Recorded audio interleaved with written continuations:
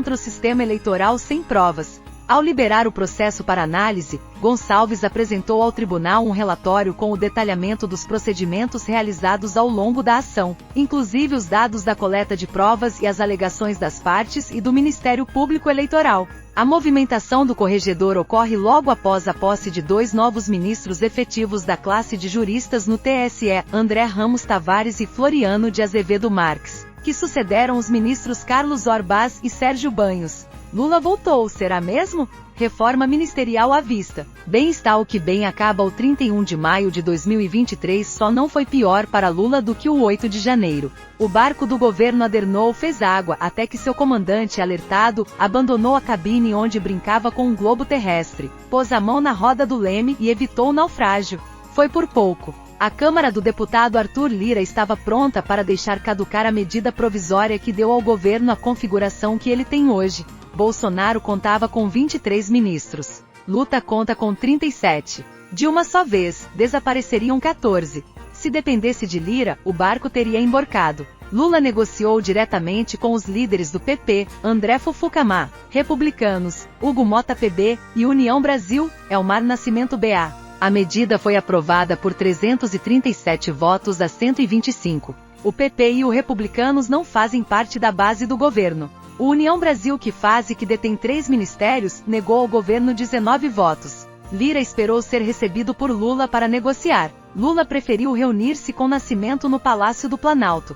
O arrependimento de Lula por ter vetado aliado de Lira para ministério. Segundo Lula, a decisão teria sido um erro. Parte da bancada do PT defende nomeação de aliado de Arthur Lira no governo. Lula se reuniu ontem com o deputado Elmar Nascimento, do União Brasil, e com o líder do governo na Câmara, José Guimarães, PT. No encontro, o presidente disse ter se arrependido de vetar o nome de Elmar, aliado de Arthur Lira, para o Ministério da Integração Nacional. No período da transição de governo, o PT trabalhou fortemente contra a indicação de Elmar e acabou convencendo Lula. Por Luiz Costa Pinto, da sucursal do 247 em Brasília, Luciano Ferreira Cavalcante, funcionário da liderança do PP na Câmara dos Deputados, onde foi colocado quando o atual presidente da casa, Arthur Lira, era líder do partido, é o principal alvo de uma operação da Polícia Federal deflagrada em Alagoas no início da manhã desta quinta-feira. A ação da PF, determinada para estancar a sangria de recursos públicos federais que eram enviados para 43 municípios alagoanos a fim de comprar com verbas oriundas do Fundo Nacional de Desenvolvimento da Educação, FND, kits de robótica superfaturados, foi capaz de provocar de corre-corre na residência oficial da Câmara, em Brasília, e intensa troca de telefonemas e de conversas reservadas entre Lira, advogados e deputados federais e estaduais da base política estadual dele.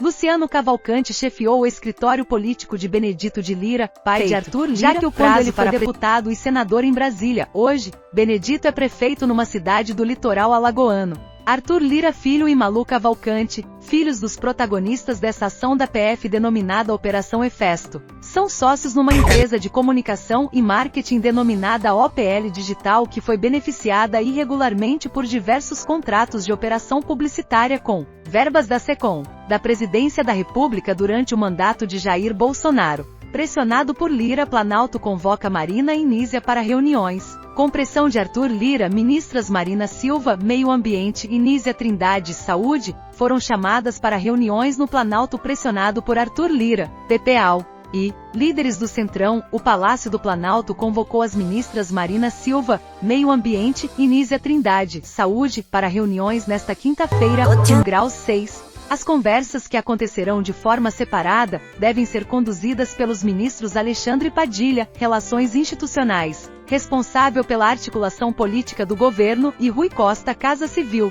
O objetivo dos 2 ministros será cobrar agilidade de Marina e Nízia Trindade na liberação de emendas e cargos para parlamentares de partidos que votam com o governo no Congresso Nacional. Presidente Luiz Inácio Lula da Silva confirmou nesta quinta-feira primeiro a indicação do advogado Cristiano Zanin para a vaga no Supremo Tribunal Federal, STF, após a aposentadoria de Ricardo Lewandowski. A indicação de Lula ainda precisará da aprovação do Senado Federal. Lula falou sobre Zanin durante coletiva de imprensa ao lado do presidente da Finlândia, Sauli Niinisto. Você já esperava que eu fosse indicar o Zanin, todo mundo esperava, não só pelo papel que ele teve na minha defesa, mas simplesmente porque o Zanin se transformará num grande ministro da Suprema Corte, declarou. Eu conheço as qualidades como advogado, como chefe da família, e conheço a formação do Zanin, disse Lula. Ele será um excepcional ministro da Suprema Corte se aprovado pelo Senado, e acredito que será. E acho que o Brasil vai se orgulhar de ter o Zanin como ministro da Suprema Corte, completou.